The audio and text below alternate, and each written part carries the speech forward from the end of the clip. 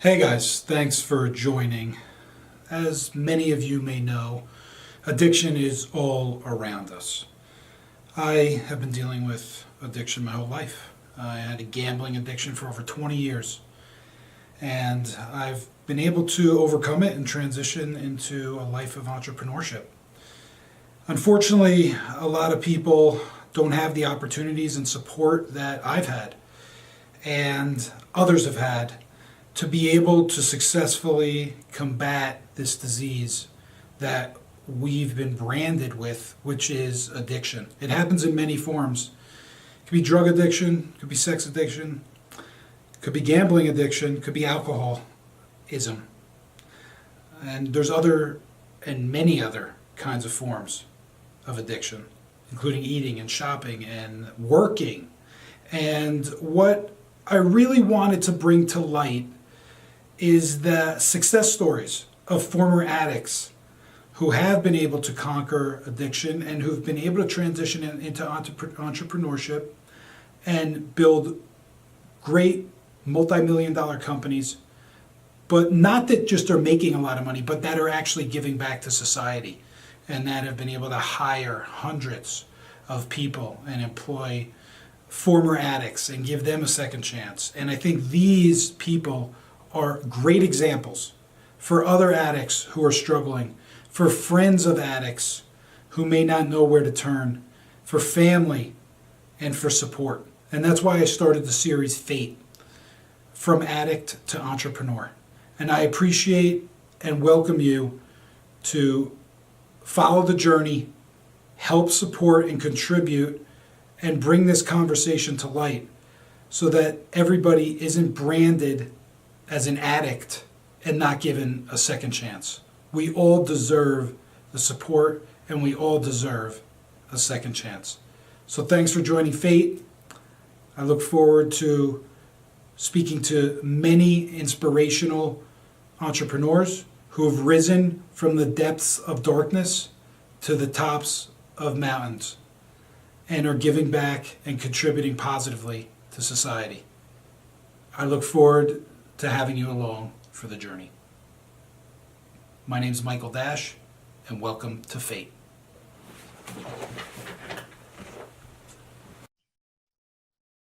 Hello, everybody, and thank you for joining our conversation on addiction and entrepreneurs. Today, we are joined by Josh Lannon, who is the founder and president of Warrior's Heart and a former addict himself. I guess we're always addicts, right? Even when we're clean. um, so why don't you start, Josh? And thank you very much for joining us. Why don't you start about telling us a little bit just about Warrior's Heart, just briefly, because we'll get back to it at the end, and then kind of how your addiction issues, started. Sounds good. Yeah. Thanks, Michael, for having me on the show. Just honored and really do appreciate it. When you said once an addict, kind of always an addict, made me think of at Warriors Heart, we treat active military, veterans, and first responders. So we get a lot of Marines through our program. And it's not a former Marine. They're once a Marine, always a Marine. So it's kind of interesting that I'm myself in recovery, have been since 2001. And I know that little addiction guy's right there if I pick up the first drink. And that's kind of what led me to the field I'm in. I'll talk a little bit about Warrior's Heart. Is that it's an inpatient, 40-bed inpatient treatment center. I'm here at my headquarters office. We're in Bandera, Texas, right outside of right outside of San Antonio, in between Austin and San Antonio. And we're on 543 acres, beautiful, incredible ranch. We do detox, inpatient, outpatient, and long-term sober living. So we really help those guys and gals from the warrior class that are struggling with addiction and then the underlying issues, PTSD, moral grief, injury, survivor's guilt, those sort of things. Wow, that's impressive. That's great. Were you yourself? Were you formerly enlisted? I wasn't, and my addiction kind of spun me out of control where I thought I'd never pass any of the drug test and screenings. Little did I know afterwards that if I would have just cleaned up a little bit, I probably could have been partying more in the military.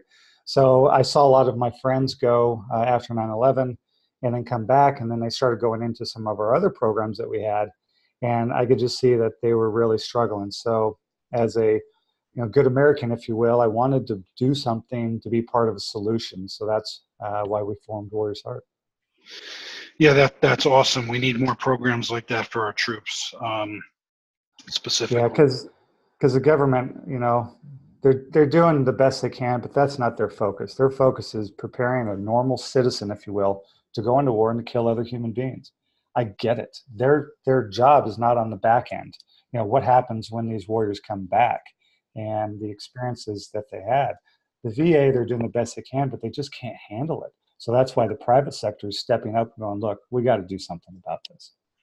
Yeah, absolutely. And especially if they have, addiction issues that are, trying to mask some of the challenges that they're coming back from, which kind of leads us into your story. When did you start, partaking in a variety of different drugs and party, kind of the party route? And what was your childhood like, and how did it all start for you? Yeah, sure. Now, and I'll frame that up by talking about school because it first started for me in school. I hated school. I Now, didn't like when you're school. sorry to interrupt, when you say school, are you talking about high school, college? Could you clarify that? Yeah, sure. So elementary school, I hated it. I mean, once they took my crayons away, I was done. you know, because I like colors, I like pictures, and once they gave me a number two pencil, it was like, what am I supposed to do with this? Color within the lines, don't make mistakes. And it really started to crush the spirit. And what I found is that I wanted to always be free. I didn't know what that was. I just wanted to grow up and be free, be away from the school institutions. So I looked to people that were older, what did they do? And they drank, they partied, they kind of had that rebel brand to them, teenagers and that sort of thing. So my partying essentially started when I was 11 because I'd hang out with guys that were 15, 16, 17, and that's what they did. They drank, they smoked pot, they popped pills. I thought that was cool. I just At wanted 11. it at 11. Wow. Anything but what I was feeling in the school system, being told to sit down, shut up, and do your work. And if you don't memorize these answers, you're stupid. And I was just confused as a kid. It's like, I didn't understand it. Now I know that there's so many different ways to learn besides just memorization. And I think that's what kind of led me into being an entrepreneur. And we'll talk about that a little bit later, but it's that creative thinking. It's like, there's more than one way to solve a problem, and I'm dyslexic too. And it's interesting. I think a lot of entrepreneurs are. And I would, tell my teacher, she's like, no, you spelled this word wrong. I go, well, you have to be pretty creative to spell a word more than one way. And that was just my dyslexia, and that's, trying to figure stuff out. But yeah, I mean, I bucked the system. I really did. So at 11 years old, you started participating in drinking and smoking pot, and where did it kind of go from there? Yeah. So, a lot of people say, well, what happened? What was the gateway for you? I think alcohol is the number one gateway drug. I didn't start out smoking pot. I didn't start out taking pills or anything. I sipped a drink, I sipped a beer here and there. I did a shot with my buddies. I thought that was cool. And then that gradually led into, at 13, I was in full blown addiction, where that was taking control of my life. I ended up in a program in California called Charter Hospital. They're no longer around, which I think is probably a good thing because they didn't do a very good job. But I was in an adolescent CD unit. And that was when what I learned is that was when I really started discovering what I wanted to do when I opened up a treatment center, what not to do, if that makes sense. So I was being treated like a criminal. I was being treated like, basically scum of the earth. Little did I know all of that was training for what I'm doing today. It's like, no, I was just struggling. I had problems. Didn't mean I was a bad person. I Sure. was just trying to figure out life. And drinking helped me escape from that. And so this is at 13 years old. You were out there. That's right. Yeah. Wow. So what grade would that be? Was that Seventh grade. seventh grade? Wow. And so you stayed out. Describe what your home life was at this time. So typical, I think, for an American family. My mom and dad were divorced. I was living with my mom. I was confused as why doesn't my dad want me around, which he did, but he was doing his thing. And my mom, was doing her thing. So they kind of fought over who would have custody of me and my sister. And, I just wanted to be around my father. So there was always kind of a power struggle there. And then I would say probably about 14, my mom finally said, I just can't control him anymore. You take him. And in essence, that's what I wanted. It's like, thank you. I want to live with my father anyways, because he's cool and he's got an exciting lifestyle. He used to run nightclubs in California, and I just thought that was cool. Yeah. And she's like, take him. So do you And think it was some of that hard. behavior? Do you think some of that behavior was to get away from your mom, or maybe not so much get away from your mom, but get to your dad? Absolutely. And here's my dad, he's got a little bit of money because of the nightclubs. He's around people. It's fun. It's exciting. So I thought that's what adults do. They go and they party and they drink and, these people are having affairs all over the place. I thought that was normal. Little did I know that, no, it's really not. Sure. And how long did you take part in that?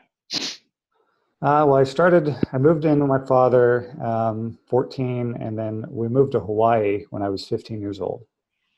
And the school system in Hawaii for a white haole that's a white guy, wasn't very welcoming. So I had to learn how to fight. And that's a whole nother story, but I'm grateful for it. But my father, because he's an entrepreneur, he said, look, you're relatively lazy and you're relatively incompetent. I better teach you how to run businesses. Otherwise, you're never going to get a job as an employee. And that's kind of a mean thing to say. But the truth of the matter is watching him, he surrounded himself with smart people. And that was one of the reasons why he was successful. So here I am, 15, working for him, and just figuring out entrepreneurism, figuring out management, figuring out business, because I enjoyed that so much more than school because it was real. And so you dropped out of school? I did. I dropped out of high school, ninth grade, and I ended up doing, home school. My father hooked me up with a tutor. She was from South Africa, big South African woman. Love her to death, Marita Ingalls.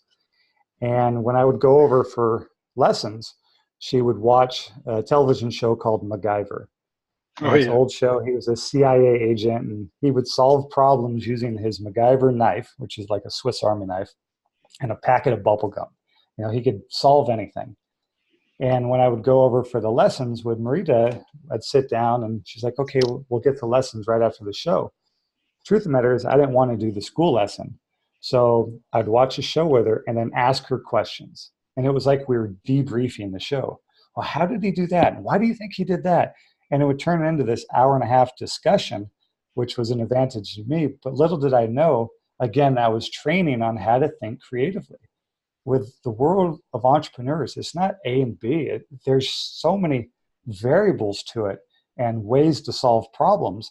And that's what that was doing. It was programming my mind to just see the world a little bit differently, because I've heard no so many times. You can't do this. You can't do that. Because you didn't get good grades, you're going to be nothing and nobody. And it's like, you know what? Screw you. You may have all these degrees, but you're broke. I'm not going to follow your path. So I knew that there was another way to do it. And with Marita, kind of to close that part of the story, I actually flew to Cape Town, South Africa. She had moved back to Africa and got to spend about a week with her. Phenomenal. Wow. Really cool just to have closure, 20 plus years later, and share with her what we're doing and how she changed my life. She really did. Wow. Wow. Yeah, it sounds similar to me following my father around, who was an entrepreneur. He wasn't in the same business, but I was working in his stores when I was 10 years old, 11 years old, Mm-hmm. and my addiction was gambling, and I was just surrounded by all his employees who were consistently gambling, and then started taking my bets before, and my father had no clue. And so it's funny how these things, everybody I've been speaking to, they start in with our childhood at some point, and they're exacerbated by the situations that we're put in as children and as we're growing up. So That's it's right. interesting to hear about the transition, and what the next steps are. What were those next steps for you as you were kind of glamorizing your dad? You were loving the industry he was in. You were learning from him. What happened next? So he moved to Las Vegas, and I stayed in Hawaii for a couple of years because I did. I loved it there, and I had to figure out how to survive on my own. I think that's important too as an entrepreneur is you don't have a safety net. Mommy and daddy aren't always going to be there to bail you out, which it's tough to do because you love your kids. You want to make sure that they're safe, but it's kind of good when they fail. Hmm. And that's what I did. I was failing, trying to figure it out, but surviving. And father said, "Hey, I'm opening up a nightclub in Las Vegas. It's a country western club. I need some help." I was like, okay. I love Hawaii, but I was kind of done with it. Yeah, I didn't see me going anywhere there. The guys that I respected, they're in their 30s and 40s and doing the same thing I was doing in my 20s. I'm like, yeah, I don't know. Sure. I don't want to continue that path. Yeah. So moved to Las Vegas and helped them build the number one country nightclub in Vegas. It was called Dylan's Dance Hall and Saloon. We put 1,500 people through the door a night. And so here I am in my 20s. I'm not a cowboy, but I bought a You pair of could play boots. one though for the right price, right? Exactly. And and that's where I met my wife. She'd come in and do the line dancing, and I've been with Lisa for 22 years. Phenomenal woman. She ended up being a police officer in Las Vegas.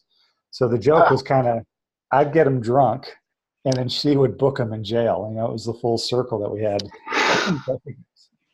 that's funny. So, But so were you still going through your own addiction issues at this time? oh yeah, when I hit Vegas, my addiction went. I mean, it was out of control at that point. Were you concerned at all before you committed to going to Vegas, knowing that you had kind of these issues going on, or was it blinders like it is to most of us, and we're just like, oh, more of this. This is going to be This is going to be amazing. Oh yeah, more. It's going to be awesome. I'm in my 20s.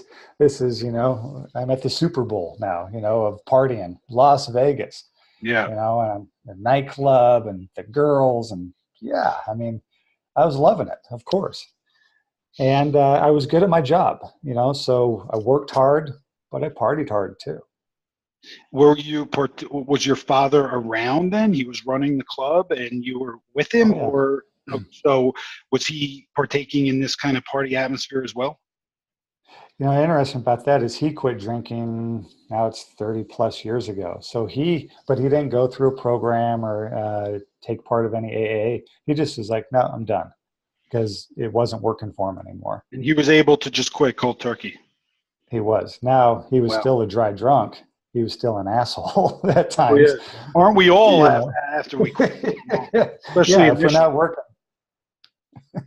Yeah, if we're not working personal development, trying to improve, then yeah, we can still have those tendencies, even though we're not drinking. Hmm. But again, I would work hard, but after work, 6 in the morning, I'd hit it. And I would hit it sometimes all the way through to the next day. And I'd come in dragging, but I'd perform again. And it was this vicious cycle of just down, down, down to a point where I couldn't hide it anymore. People knew. It was like, hey, Josh's got a problem here. What's going on? Right. So what was your And drink of choice? How much were you consuming in a day? I mean, if you're saying you started at 6 a.m. after work and you went all the way through till you opened the next night, so you weren't oh yeah, sleeping at all or anything? no, there was times that I wouldn't. I would just go all the way through. And it varied on drinks. Jack and Coke was my drink of choice. I like my dark beers because I was an Irishman, so I want my Guinness and that sort of thing. It's all BS, but that Yeah. was my image. and I would drink Jaeger right out of the bottle, just swig it. Nasty. I mean, nasty stuff, really. Yeah. And So you lived that lifestyle. What was the turning point for you? you would think it would be when you get in trouble with the police, but because of Lisa being in law enforcement, and I would take care of the cops, the narcs, the SWAT officers, the vice, when they come in, I would comp them out and stuff. So I got pulled over once. By all means, I should have went to jail. Uh, Spread out on the concrete, and he looks at me and goes, "Josh," yeah, he goes, "grab your shit and get out of here." And I was like, "Roger that." I was like, "Thank you," which normal person that would have like, it would have been like, okay, this is a game changer for you. Yeah. But it wasn't. It actually accelerated then my addiction, because then I thought I was invincible, that I could get away with anything. The problem is I couldn't get away from myself. I was drinking, I was partying, my life was falling apart, my marriage was falling apart, and it just wasn't working anymore. And honestly, I was ready to commit suicide. I was done.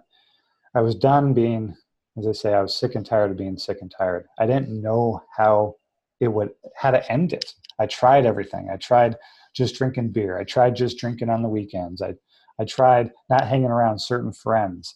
And I did all the variables, but it just wasn't working. And interesting, the night I almost took my life, I almost shot my head off.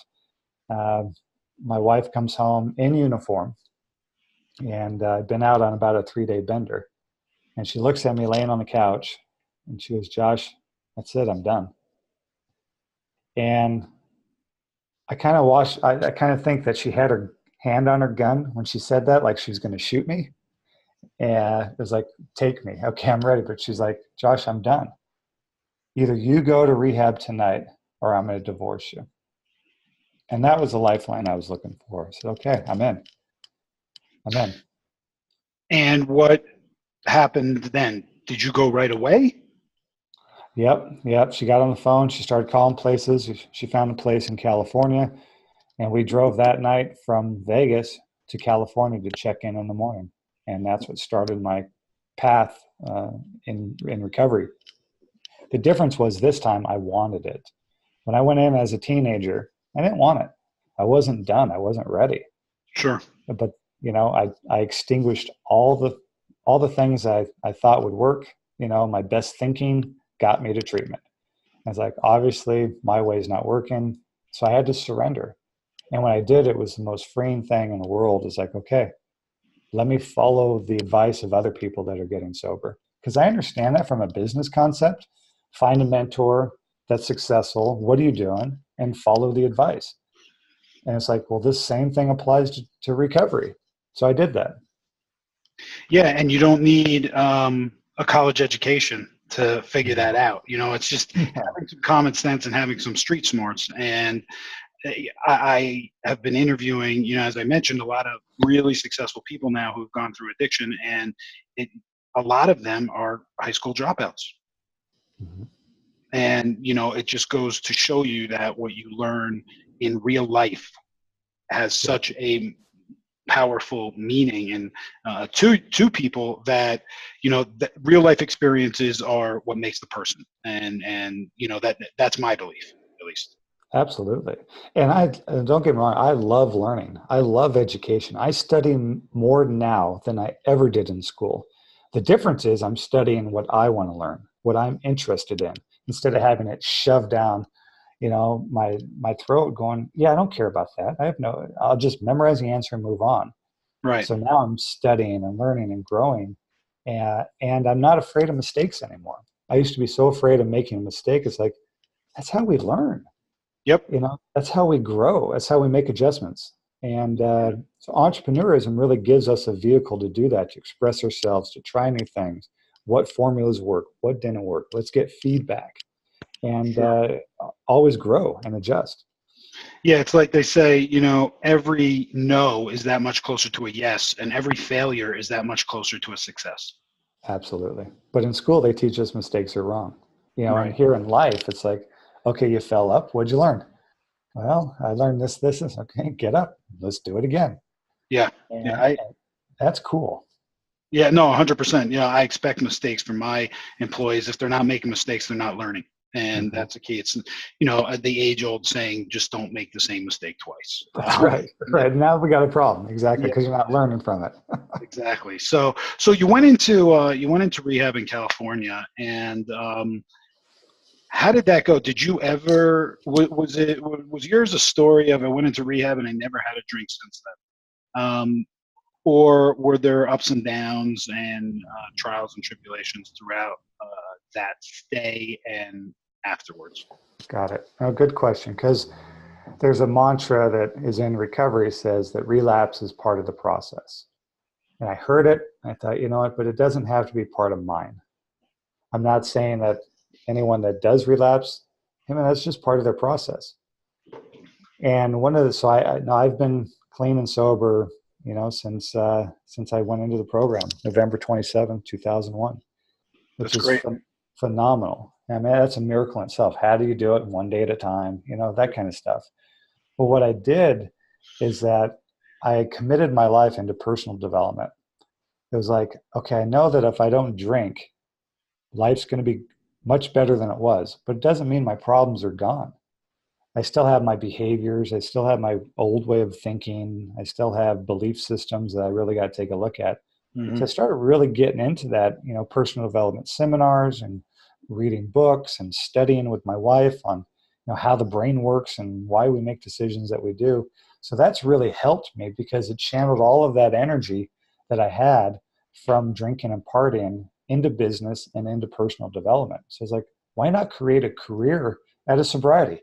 Why not do two things I love, business and sobriety, and help other guys get sober?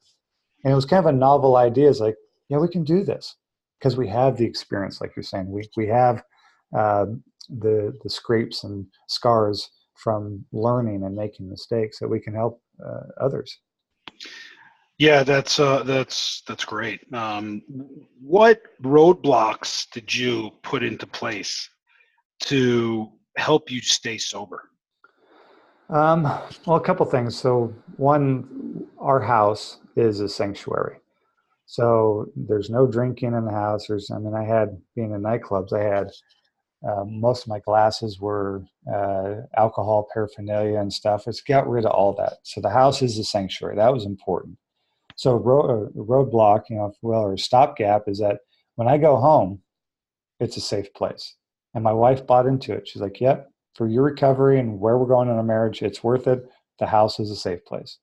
So that's good because especially in my early recovery, I just want to go home. Just let me get home and I'll be okay. And that helped a lot. The other was Lisa had authority anytime if I was acting like a jerk to say, hey, when's the last time you went to a meeting? I think you should probably go to one. So that was a little cue for me. Instead of confronting me on what I was being a jerk about or getting an argument, it's like, hey, it's time to go to a meeting. So I used AA as a stopgap too, to go and to just get a spiritual recharge, to go into the meetings and say, hey, this is what I'm struggling with. So I'm not talking to Lisa about it. I'm talking to a group of peers that can help me through that problem.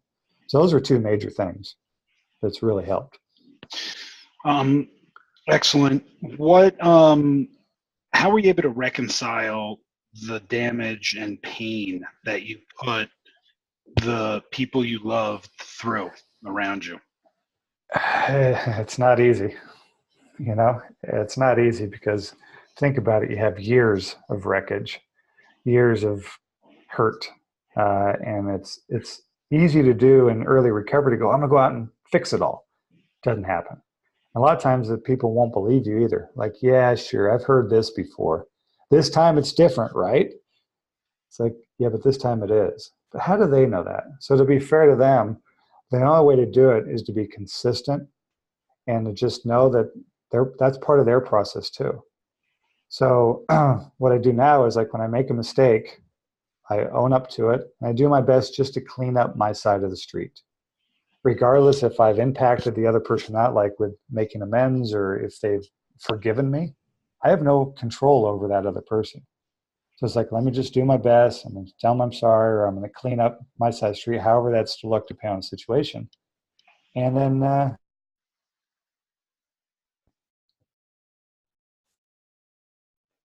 Oh, I think you cut out there for a second, but Yeah, yeah. So it is a very difficult process. Especially when you're hurting the ones you love the most, and that's usually what we end up doing as addicts. We're of usually course. jerks. We're complete jerks to the people that are Mhm. closest to us.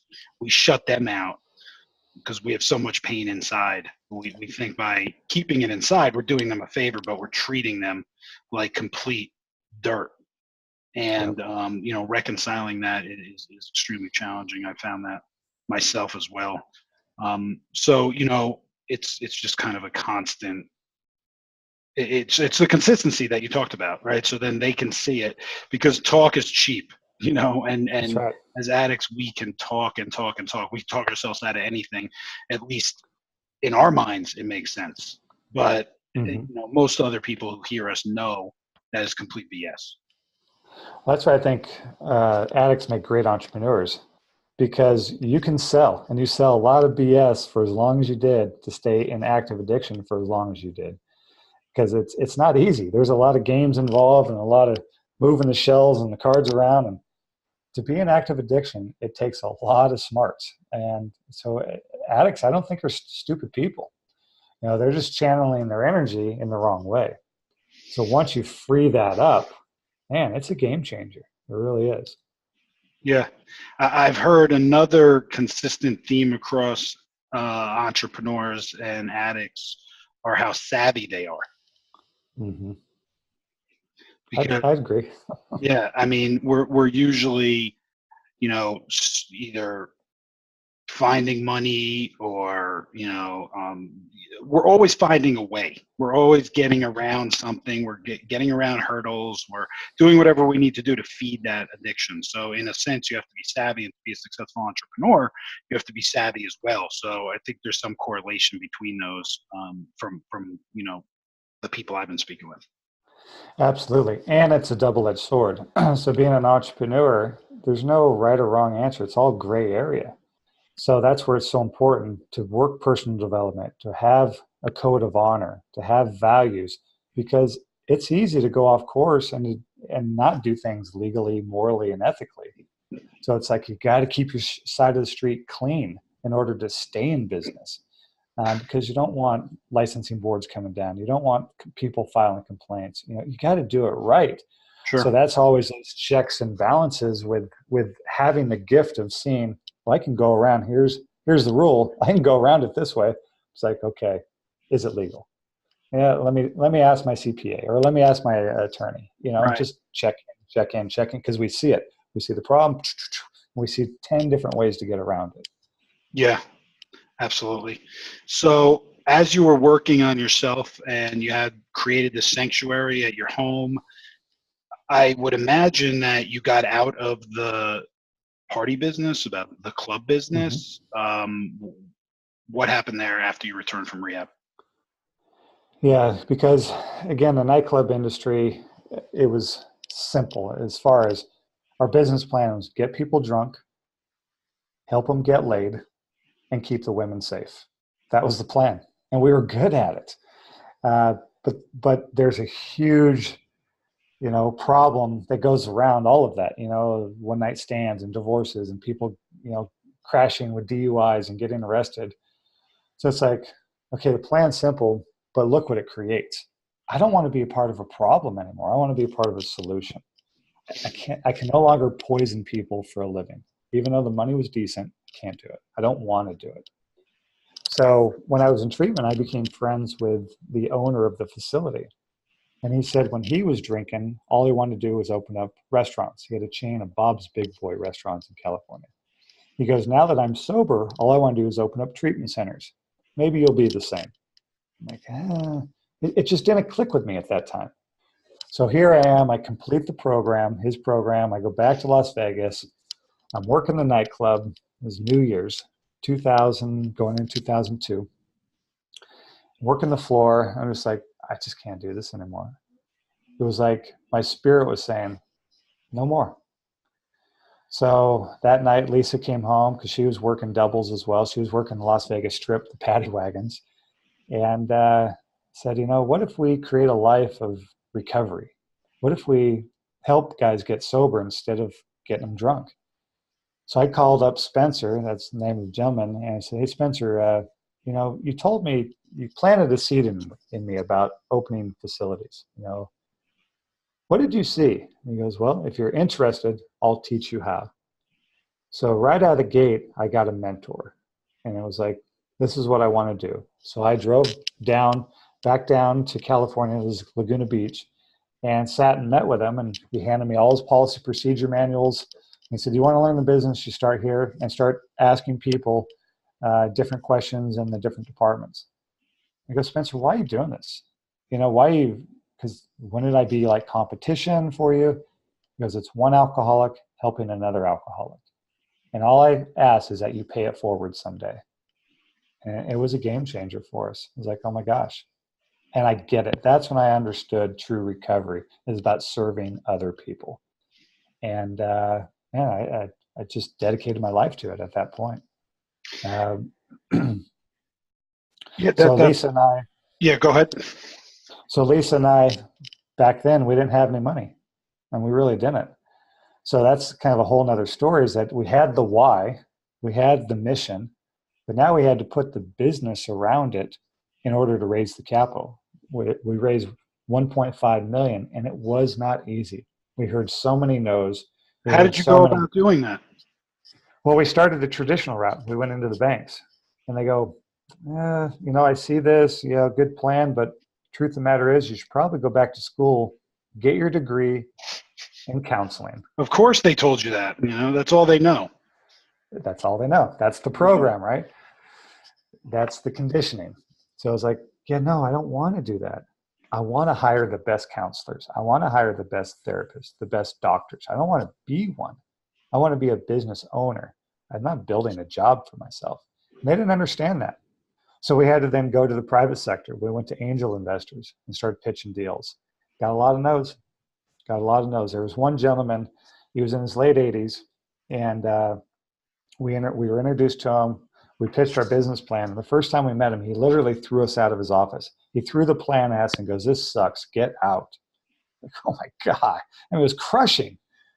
So we kept doing our things and, pitching our deal. Wasn't getting anywhere. So I called him back because going through my Rolodex, he goes, "Yeah, I'll have another meeting with you." Well, this happened 3 times. And on the third meeting, sat down with him.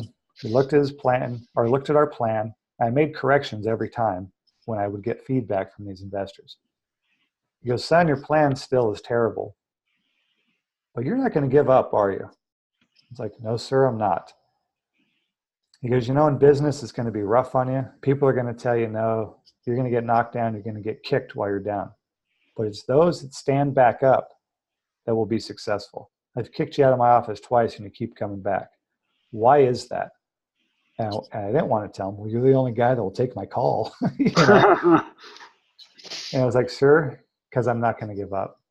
And I told him my story. And Lisa was there that time too. And she told her story and why this was important to us. It's our mission. And he thought about it and he goes, "Because of that, because of your guys' resiliency not to give up, and because of the mission that you have, I'll loan you the money." I was like, I broke into tears. I was like, oh my gosh, someone's given me a shot. I've heard no, and this guy's going to give us a shot. That's and awesome. by all means, the plan did stink, but we made corrections and we adjusted and we learned from it. Sure. And what's pretty awesome is at the end of, it was 12-month period, hard money loan. And then at the end of it, it ballooned up. And it would still be a hard money loan, but interest would go from 18 up to, it was 12 to 18 and then up to 22. And so what we did is at the end of the term, we refinanced one of the property that we bought, and we were able to give him back his money. And we had a meeting with them and said, here, sir, we did it. How good did that feel? Oh my gosh. Yeah, because I fulfilled my word. Mm-hmm. And for so long I was breaking my word, and here I am, something I'm so passionate about. We did it. We're able to pay him back his money. Because, I'm at the end of my life now.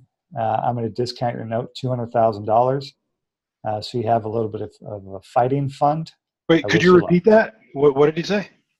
So we paid him back to 1.5. Right. And in the meeting, basically handed him the check. And he goes, I'm at the end of my life. It was late 80s. He goes, I'm going to discount out your note, $200,000. This Wow. will give you a fighting fund to keep going. Good luck, guys. And I was like, Wow. oh my, because we scraped every penny together to give him back his money. And so there are people out there that want to help. There are people out there that want to give people chances. There are people out there that believe in the entrepreneurial spirit. You just got to find them because they're Yeah. there. And I think that's one of kind of the biggest lessons. Man, don't give up on your dream. Just got to have the business fundamentals there, but keep going because someone is going to say yes eventually. That's awesome. I mean, I just get chills from hearing that. I mean, that is the Yeah. perfect example of perseverance right Yeah. there. We're all going to get knocked down in life, as addicts, as entrepreneurs. I mean, that's a common trait. You will get knocked down in life. It's not Oh, about yeah. getting knocked down. It's not about being ashamed of it. It's not about being fearful. It's about getting back up and realizing that we can all pave our own path in this great country that we live. And people take it for granted. Absolutely. And I did too. Um, so that takes me to, what positive traits, behaviors have you incorporated into your life post addiction that have Mm-hmm. kept you on the right track, that have kept you positive, that when you get knocked down, you don't want to give up, that you have that fighting spirit in you? Like, what have you done that's kind of healthy, that's helped you? I know you talked about the sanctuary at the house. What other things have you done that maybe some of the listeners could incorporate into their lives? Mm-hmm. So as an entrepreneur, we take a lot of crap. I mean, we do. We take it all from the customers to our employees. We're just absorbing, filtering, making corrections. And it's interesting. I see like an organizational chart. You put it upside down, and it's that who holds the most pressure. From the top, and then your executive team. These are the ones that are holding the pressure of the business. So because we take a lot of pressure, it's important to have avenues to release that. Some people find it in church. Some people find it in working out. As an addict, I found it in drinking, gambling, partying. So it's like, okay, that doesn't work. So I got to find vehicles that I can release all this frustration and keep myself clean. I personally found it in the martial arts. I love martial arts. I love hitting the heavy bag. It's therapy for me. Mm-hmm. And like Brazilian jiu-jitsu, when a guy's smashing me on top of me and all I can do is just breathe, that helps. It's like, just breathe. You're okay. Just breathe. Because there's times that someone comes in my office, they drop a bomb, and there's a problem. I'm sitting there going, oh, crap. Everything in me is screaming. But it's like that little voice goes, you're okay. Just breathe. And I think that like martial arts, or if you're to work out, hire a personal trainer that can put you under pressure. So then that way you can learn how to release that pressure, self-talk. I'm okay, just 2 more reps, or whatever it is. If it's eating, hire a health coach to help you with your eating plans. Is that surround yourself with professionals, if you will, that can help, or coaches that can help you through the process. So when you're going through that release, is that they can guide you. I think that's key. I really do.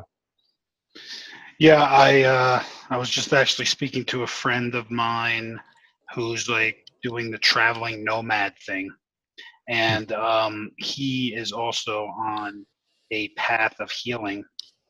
And he mentioned keto.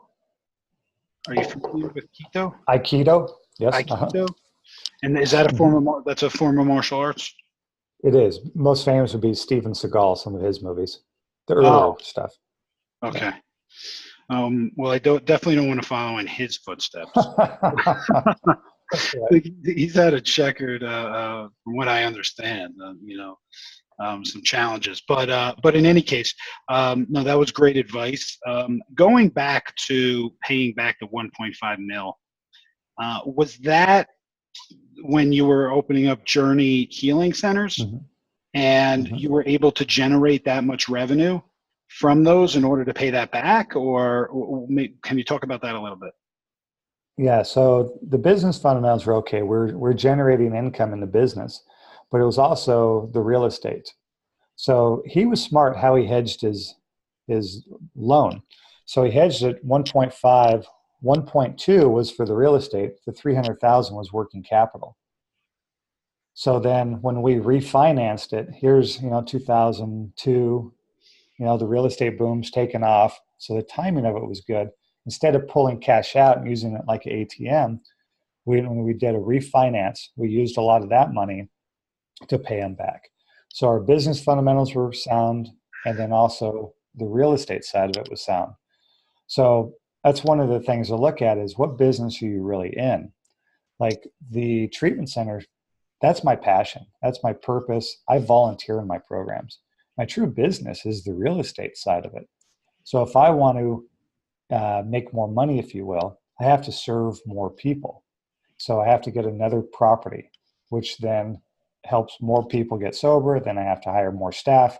So that through generosity is how it works, at least how I found. Instead of just giving myself a raise or charging more for the program, Sure. serve more people. So when you first opened Journey Healing Centers, what was the mission?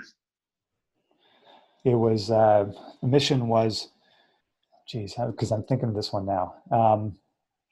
To be in service, clean and sober was the simple mission. Is to be in service, clean and sober. Because at the time, prior to that, I wasn't the service industry, if you will, but I wasn't clean and I wasn't sober either. I would do things that violated my values and my principles. So this business was about serving others and doing it clean and sober for the whole team too. So we worked on personal development. Did I lose you? No, it was just no. I think we're good. So There we when you go. say serving others, you're not talking about the service at this point, right? At Journey Healing Centers wasn't focused on the military, was it? No, so good question. So we opened it up. Journey Healing Centers was for anyone that was struggling with addiction from 18 to essentially 80 years old. Okay. And the mission was to be in service, clean and sober. So Gotcha. we were serving alcoholics and addicts. We successfully ran that business to 2013, and we sold it to Elements Behavioral Health.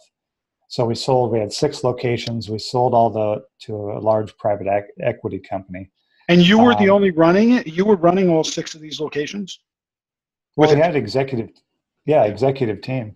Mm-hmm. Yeah, but you were absolutely. the CEO. You were the head of it all. Yep. Yeah, myself and my wife. It was our baby. That's great. And so that was in Arizona and Utah, which I'm actually in Utah right now. Where in Utah? Wasatch. So we're at the base Okay. in Sandy. It's Cottonwood Heights now. Okay. And is it still there now with the new company that purchased it? Yeah. Now, not to talk in negative about it, but I think it's a good lesson is that we ran it from an entrepreneurial, from the heart. When the corporate guys came in, they stripped out our values, they stripped out our meetings, and they ran it like a corporation does. Mm-hmm. It stripped the heart out of it. So it's still running, but it's struggling. And people are going, why don't you buy it back? And it's like, oh, geez, maybe we should, because we got a lot of good people that are working there that, they're not happy. Yeah, I feel that treatment centers across the country are one of 2 categories. They're either run by people who have been through addiction and who run things through their heart with their heart following, or they're run by business executives who care 99% about the bottom line and 1% about the actual people and the recovery. And that's sad, but that's why there's such a problem with treatment in this country, because there's no uniform way to kind of I guess consolidate those 2 fighting philosophies. But I will stop pontificating.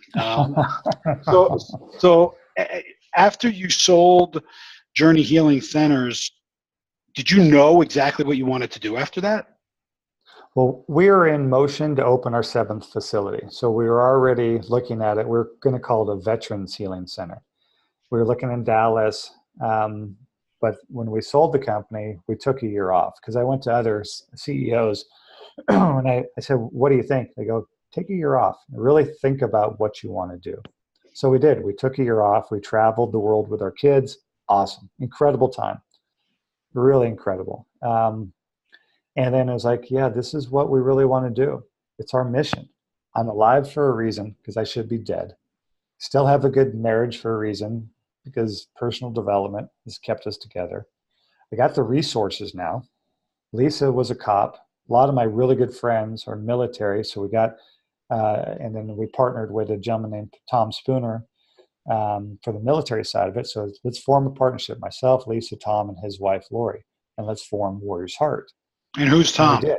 Is he affiliated with the military? He is, yeah. 30 years in the military. He was Special Forces and then ended up retiring out of Delta, which is, I mean, it's equivalent to be like SEAL Team 6. I mean, so he was top of his game. Was he a SEAL? No, he was in the Army, so it would be Delta. Okay. But it's kind of equivalent. These guys are tier 1 operators. I think Delta's a little bit better, but that's just me. Interesting. Okay. And how did you know Tom? Were you introduced to him, or you made the calls, you made the connections, you were hustling, making it happen? No, because of my martial art background, I love learning about martial arts and military tactics. So I was doing gunfighter courses, essentially CQB, close quarter combat, how to clear rooms, fun and gun stuff. And I went to one particular event, says selection and assessment. Do you have what it takes to be a special operator? I'm like, hey, I'm going to go for it. You know, some of these CEO courses, they put a lot of pressure on you, but that's how you learn. And that's how you find out who you really are. It's like, is the Wimp going to come out today? Or, you know, the Rambo, who's going to come out today? So I would go to those courses. And through that course, I met Tom. This was, 2000, I want to say 12, 13. And became friends with Tom, found out he had a lot of similar paths in recovery. And we just started talking. And he said, do you know that 22 veterans a day commit suicide? No, I didn't know that. He goes, yeah, the problem is huge. So once I became aware, then I had to do something about it. So that's where Warrior's Heart came together. That's great. And do you take in anybody from the military from any branch, or do you focus on a specific branch of the military?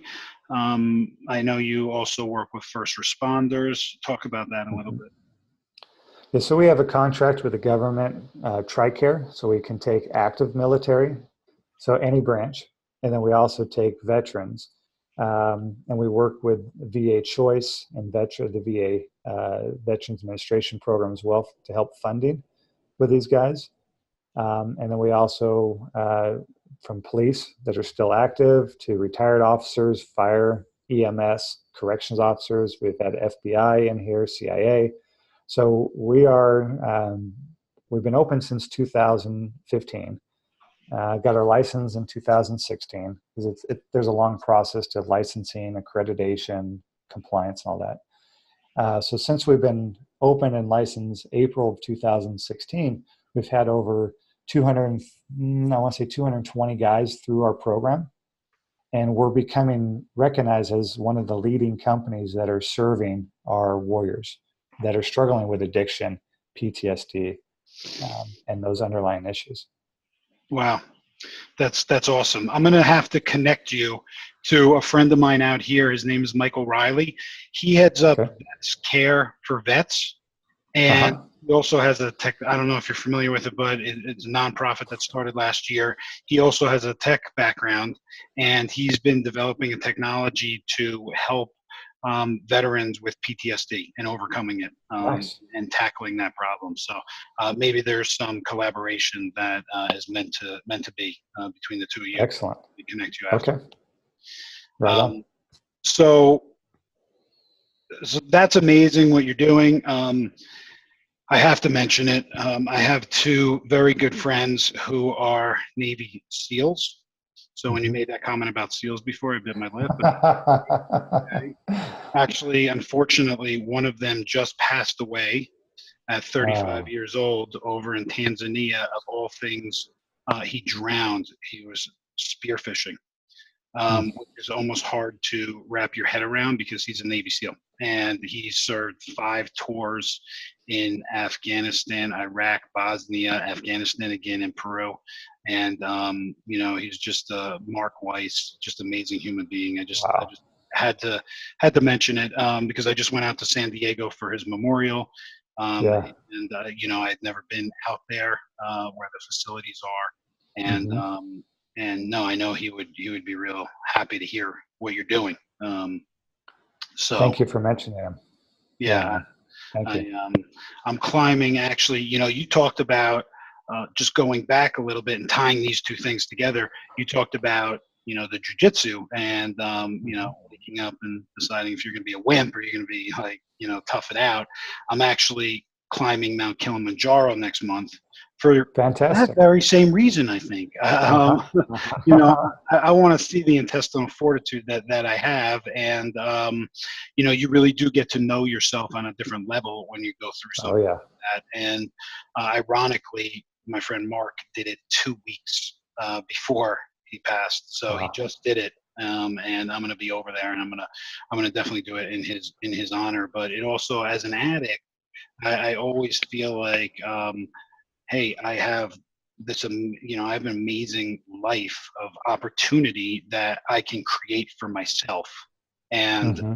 I do a lot of fundraising, and I've been involved with the Leukemia Lymphoma Society, and they were offering this event. You Wow. raise money for them, and then get to Yep. it's called Climb for a Cure. So, giving back. I mean, you've turned it into a business.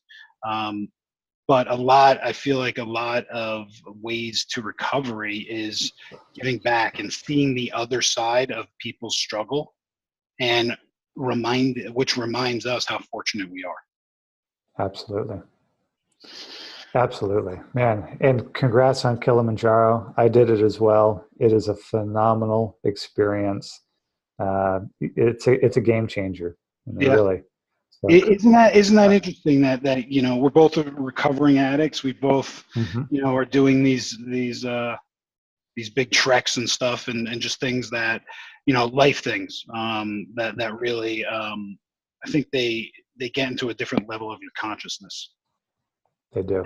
and kind They of allow do. you to grow. So And so I, oh, and go what ahead. I was looking at too, just real quick, is that I'm a social entrepreneur. Is that I want to do good in this world, and I want to make a living. I don't have to take a vow of poverty to do good in this world. And the reason why I bring that up is that, we looked at it as like, I don't want to be a fundraising company. Our Yeah, expertise is the treatment center side of it. So that's where we really looked at sustainability is a huge part of being a social entrepreneur, or what we're doing in recovery is how can I sustain this, not just today, but in the future. So kudos with what you're doing too, because it's all part of giving back. It's all part of the process. And that's what helps us stay sober. yeah, no, 100%. So why do you think that this topic of addiction and entrepreneurship is not spoken about in the mainstream? Well, one is because they want you to believe the mantra you have to have a college degree in order to be successful in this world. And that's just not the truth of it. It helps for sure, but it's not a requirement. I think actually those that are leaving college or behind because all the student loans. I mean, they're coming out of college, $60,000 in the hole. Sure. So I think that's one thing is that what we've been led to believe isn't always true. The other is I have a personal belief that everyone is addicted to something. We are from drugs and alcohol to sex to shopping. I mean, those are the obvious ones. But also, we could be addicted to, a state of mind. Depression is addicting. Um, Dysfunctional relationships, always finding jobs that have a crappy boss. I mean, those things like, why does this keep happening to me? Well, look at it. It's something in you is triggering this where you're picking this and you keep recreating it over and over again. That's addiction. So why don't you stop, take a time out, and look at, how to rewire that. So I do think that, addiction is like being pointed at. Oh, it's the guy that's underneath the bridge that's addicted to heroin, or, no, it's very, very close to us. Everyone knows someone that is addicted to heavy stuff, but everyone has an addiction to something. And it's hard to look at yourself in the mirror, and most people don't want to do it. Yeah, I completely agree. I believe everybody is addicted to something. Sometimes it could be positive behavior. Right. It could be work, right? You throw yourself into work and you're working 14, 16-hour days. At some point, though, it's not going to be healthy for you. And at some That's point, right. you're going to burn out, and then it's going to affect your health, and then it's going to affect people around you as well. So, Mhm. I'm a proponent of a fulfilled life, which consists of many different activities and interests that you're involved in. Mhm. So you're not overwhelmed with any one of them, but you have nice consistency across them.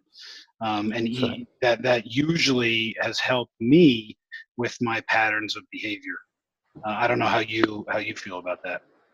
Same thing. Yeah. And I have to have discipline in order to schedule it in, because if not, I mean, I was the kind of guy that I would work and forget to eat just because I'd be in the zone.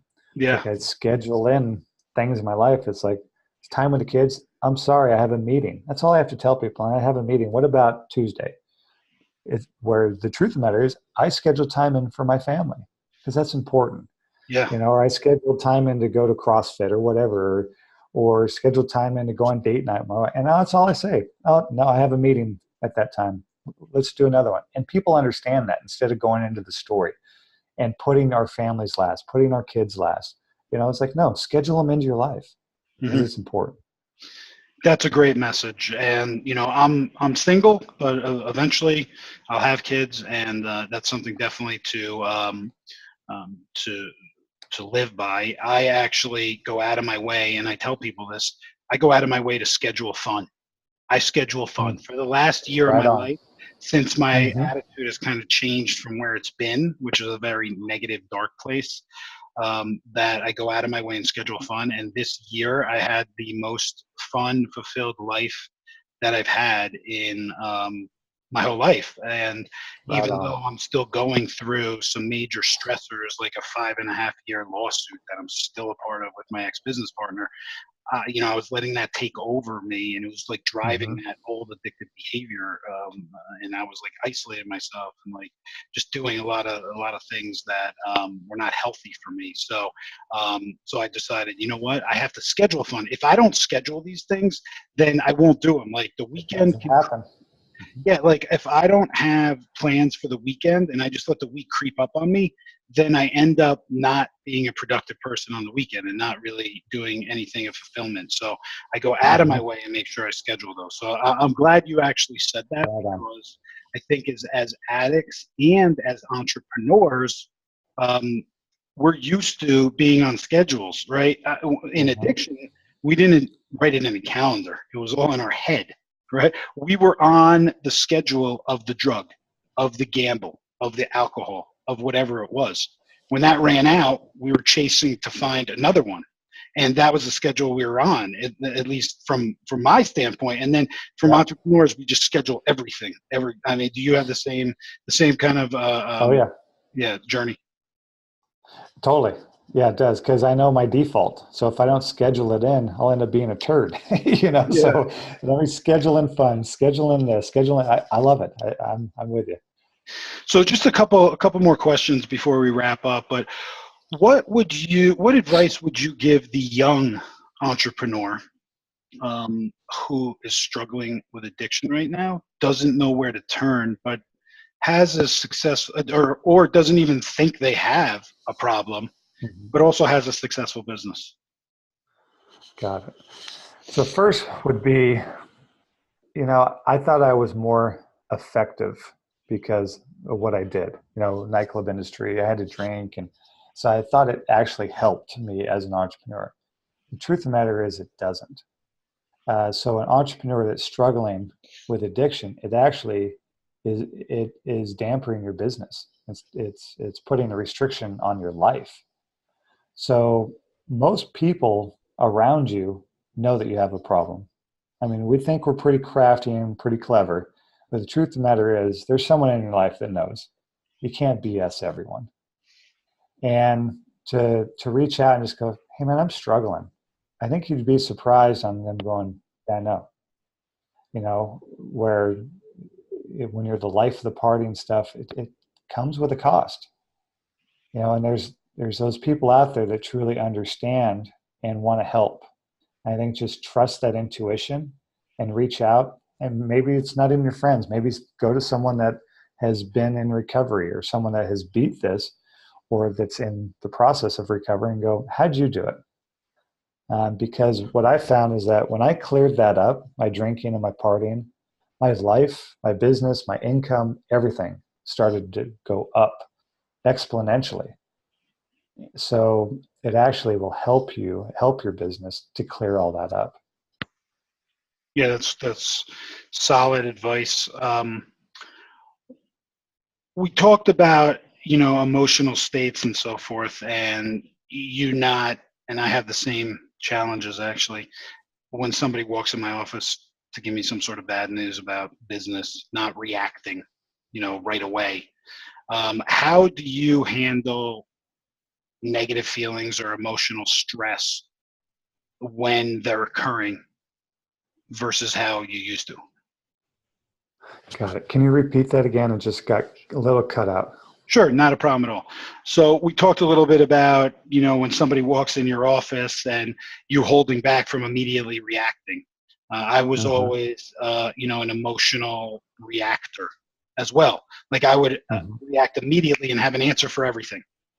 But I've Right. learned that that's not the most constructive way and not the most thought-provoking way either to handle things. Mm-hmm. So how, in the levels of your highest stress in the workplace, how do you handle those emotions and work through them with others? Ah, boy, that's a tough one because emotions can take control of our lives, and we do our best to have techniques and tactics, but a lot of us, we just can't control our emotions. And that's a problem in business. And if you're one of these guys or gals that flies off the lid, people will stop coming to you with problems. And and then the problem will still be there, but they're not telling you about it. So the first thing is just being able to say, okay, one, acknowledge, does emotions control me? Does the staff feel and talking with me?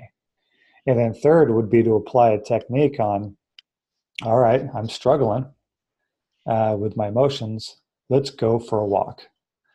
So when a staff member comes to you and says, hey, this is what's going on.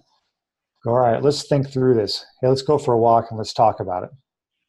So then that way you break up that state that you're in and you shift states and you're walking, you get your body moving, you get back into kinesthetics, and then you can start channeling information much better instead of being behind the desk and just being bombarded. So acknowledge and shift your state is a big one. Shift your environment. That's that's great. I've actually heard that multiple times about doing something so small as walking and how it can just help. And if you're speaking to an employee, also it gets out of that power state where the employee might feel that they're at a disadvantage because they're in your office and they don't feel exactly comfortable, speaking to you as a peer because you're their boss. Mm-hmm. So I yeah, agree. that's great. I actually think I'm going to do that next time. Next time I'm about to be like, okay. What I Exactly. do, what I've started doing this year is I'll take it in and I'll tell them, all right, let's talk in 15 minutes, and I'll walk into the other room and I'll do a quick 10-minute meditation, and then I'll walk back out, and I handle it a lot better.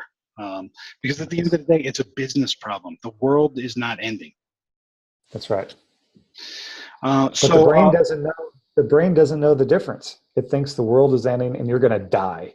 So you have to stop, time out. What is this really? Yep. Yeah, no, you're 100% right. So, last question here. If you can describe addiction in 3 words, what would they be? And if you could describe entrepreneurship in 3 words, what would they be?